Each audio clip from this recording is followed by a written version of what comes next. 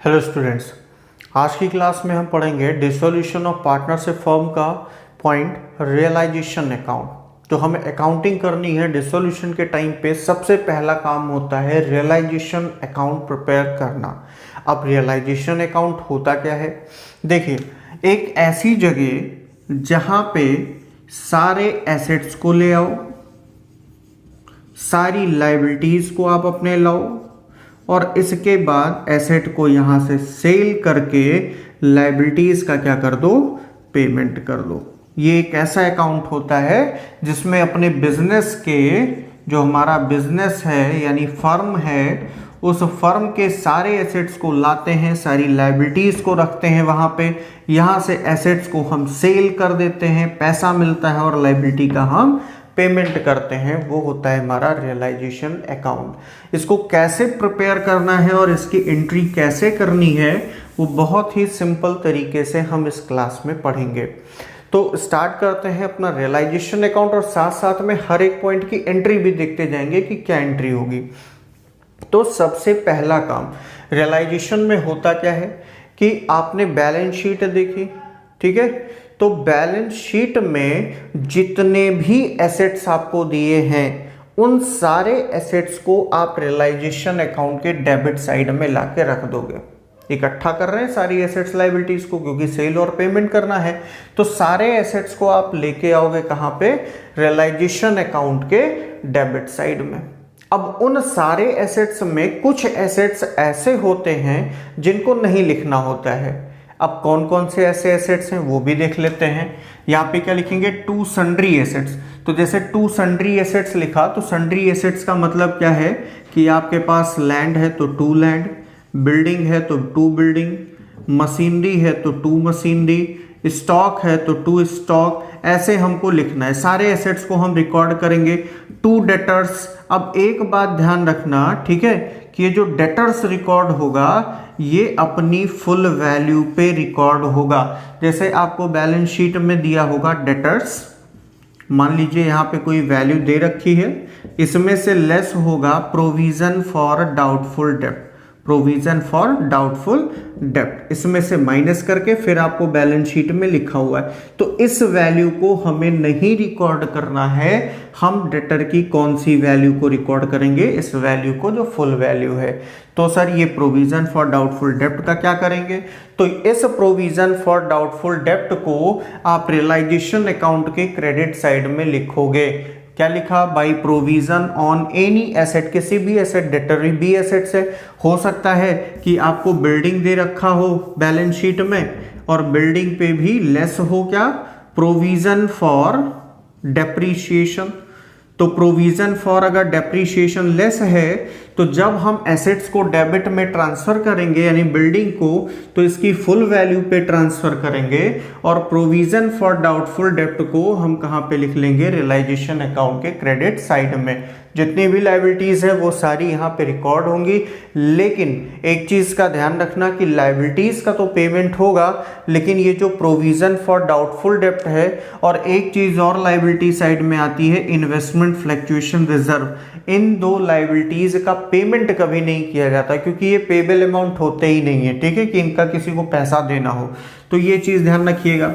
और क्या यहाँ पे करना है, हमें कुछ चीजें छोड़नी है, वो क्या क्या छूटेगा, एक्सक्लूडिंग कैश और बैंक, वो तो ऑलरेडी कैश में है, उसको क्यों हम बेचें, है ना, वो तो बिकेगा है नहीं, जो बिकने वाले एसेट्स हैं सारे वही आएंगे। तो क्या छोड़ेंगे, एक्सक्लूडिंग कैश और बैंक।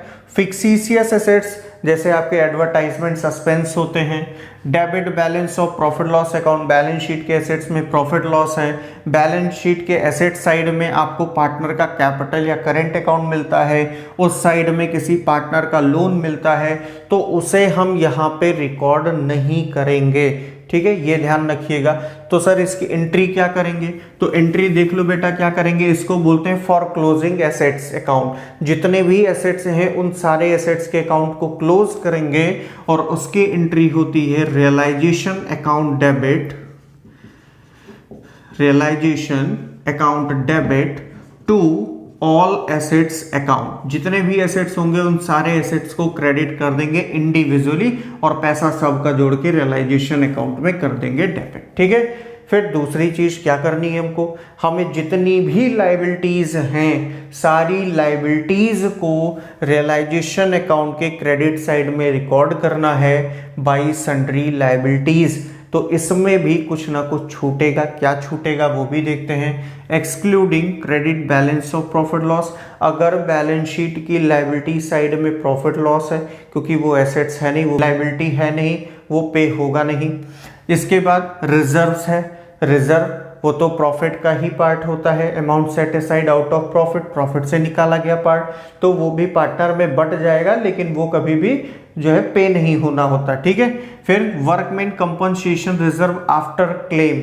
अब आफ्टर क्लेम का मतलब क्या है कि अगर मान लीजिए कि हमारे पास वर्कमैन कंपनसेशन रिजर्व है 50,000 रुपीज़ और नो क्लेम, कोई क्लेम नहीं है या कोई इंफॉर्मेशन नहीं है, नो इंफॉर्मेशन, कोई इंफॉर्मेशन आपको नहीं है, तो क्लेम को हमें रिकॉर्ड नहीं करना वर्कमैन कंपनसेशन रिजर्व को।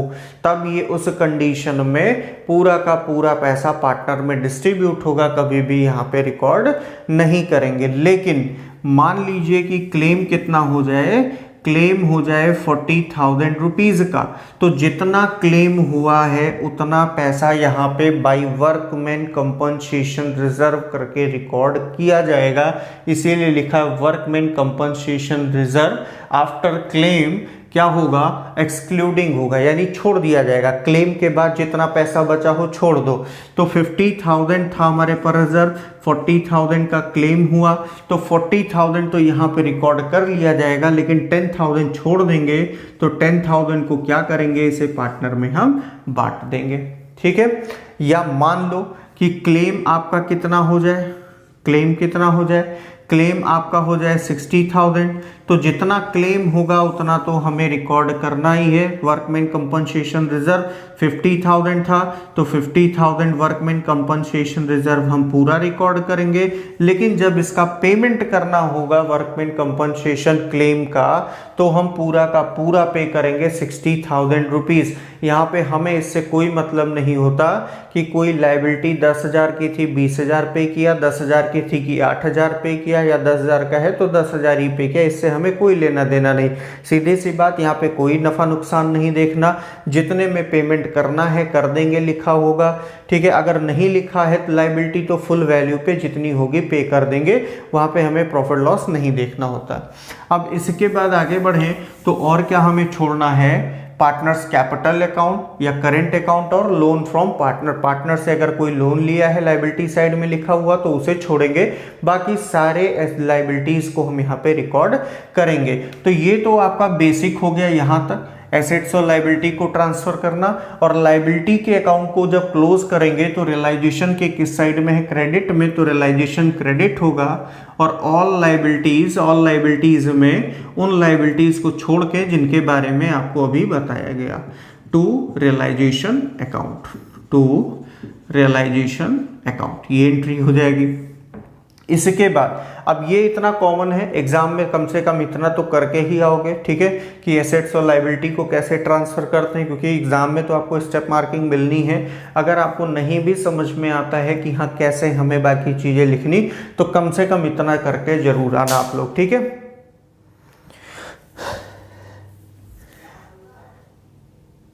अब इसके बाद देखिए, यहाँ पे तो हमने एसेट्स के अकाउंट को भी क्लोज करने के लिए रियलाइजेशन में ट्रांसफर किया, लाइबिलिटी के पेमेंट के लिए भी उसके अकाउंट को क्लोज करके हमने यहाँ पे ट्रांसफर कर लिया।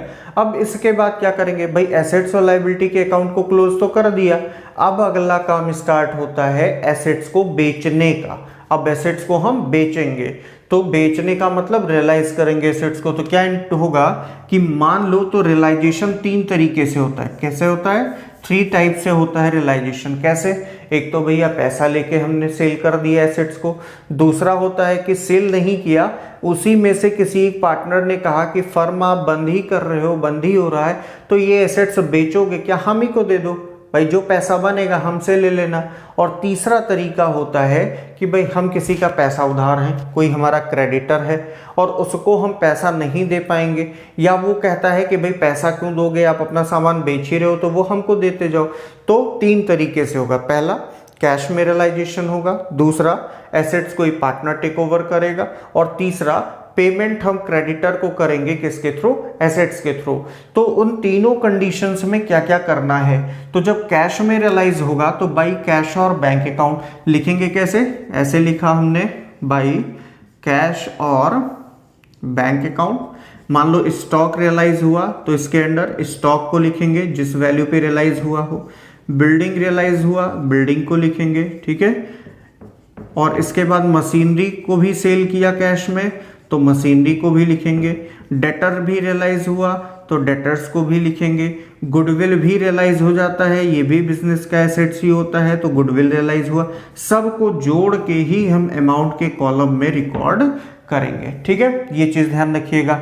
अच्छा, इसके लिए एंट्री क्या होती है, जब एसेट्स को हम कैश में रियलाइज करेंगे तो इसके लिए एंट्री क्या होगी, भाई पैसा आएगा तो कैश और बैंक अकाउंट हो जाएगा डेबिट, कैश और बैंक अकाउंट डेबिट, और टू रियलाइजेशन अकाउंट। एक तो तरीका ये हो गया कि भाई जितने भी एसेट्स थे सबको हमने कैश में बेच दिया, अब उसमें से कुछ एसेट्स ऐसे थे जिनको बेचा नहीं, पार्टनर ने ले लिया, तो जब पार्टनर लेगा तो पैसा तो मिलेगा नहीं, तो कैश और बैंक हट जाएगा, तो उसकी जगह पे क्या आ जाएगा सर, कैपिटल अकाउंट आ जाएगा। तो एंट्री क्या हो जाएगी यहाँ पे, कंसर्न पार्टनर जो पार्टनर लेगा, capital account debit to realisation account. तो अब इसको हम कैसे दिखाएंगे, यहाँ पे रियलाइजेशन के क्रेडिट में दिखाएंगे, क्या लिखेंगे, by partners capital account asset taken over by a partner. जब भी कोई पार्टनर एसेट्स लेगा तो उस कंडीशन में एंट्री क्या होती है, concern partner capital account debit to realisation account, यानी कि रियलाइजेशन अकाउंट के क्रेडिट में बाई पार्टनर्स कैपिटल अकाउंट और जितने का एसेट्स लिया है वो वैल्यू यहाँ पे रिकॉर्ड की जाएगी। एक चीज का हमेशा ध्यान रखिएगा कि अगर आपका कोई एसेट 10,000 का है और उसको 15,000 में कोई ले रहा है पार्टनर, या 15,000 में बिक रहा है, या 10,000 का है 8,000 6,000 में कोई ले रहा है या बिक रहा है, तो वहां पे हमें कितनी वैल्यू एक्स्ट्रा मिल रही है या कितना कम मिल रहा है, इससे कोई भी लेना देना नहीं है।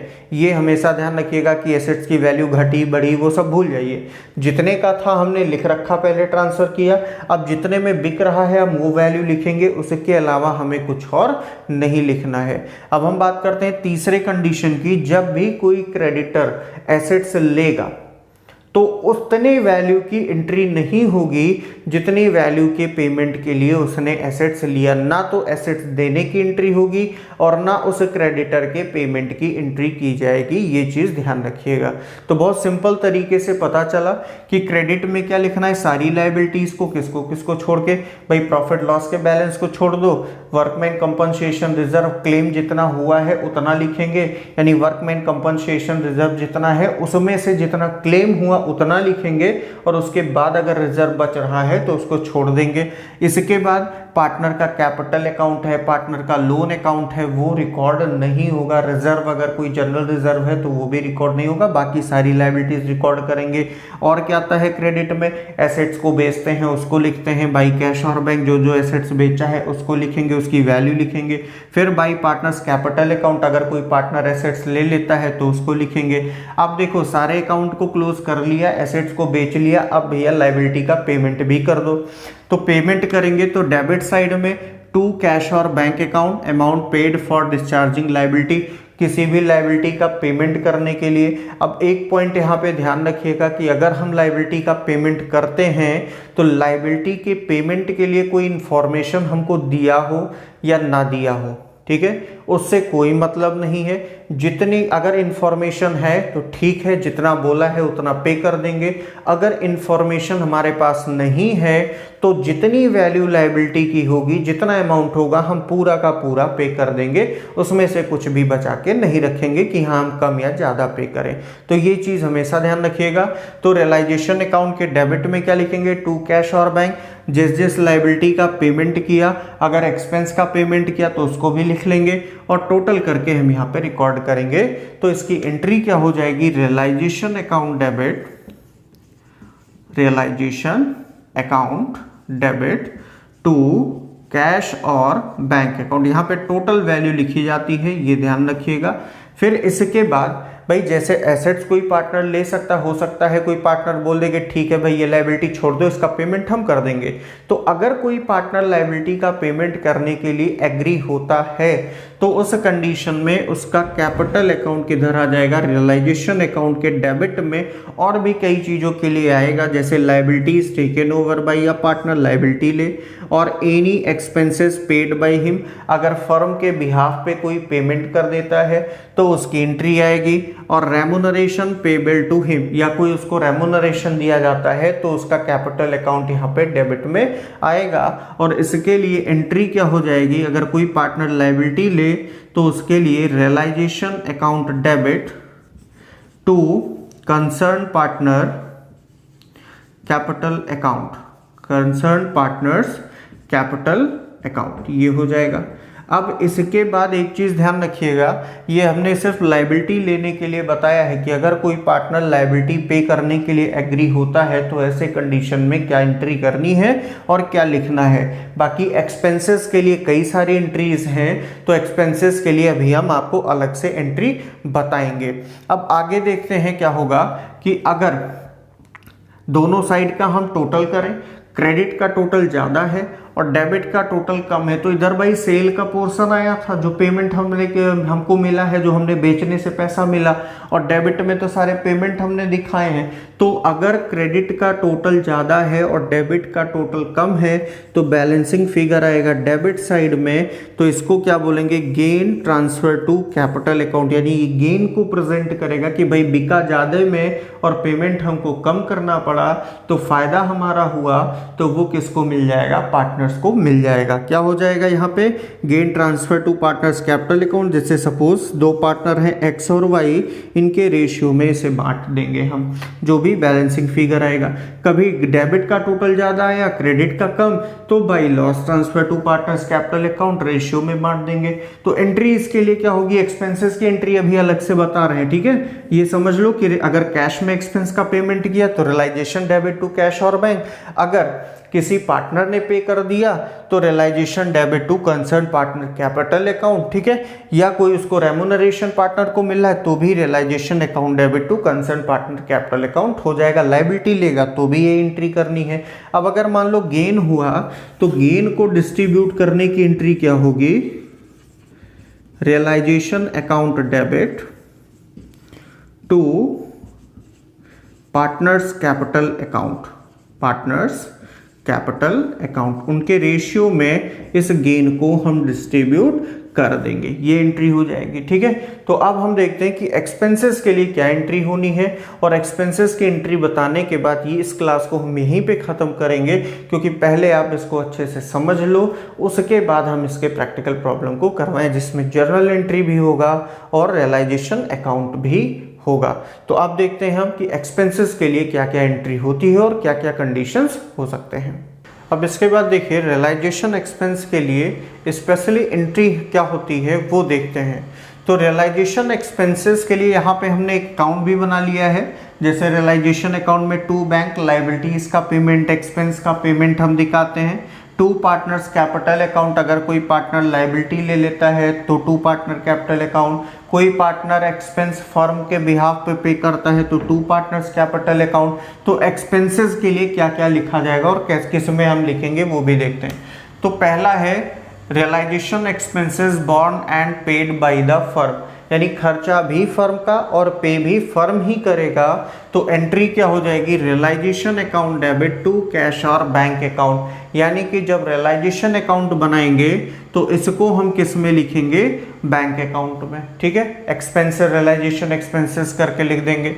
फिर दूसरा है born by firm and paid bye partner, यानी एक्सपेंसेस जो है वो किसका है, फर्म का है, लेकिन फर्म के बिहाफ पे पेमेंट किसने कर दिया, पार्टनर ने कर दिया।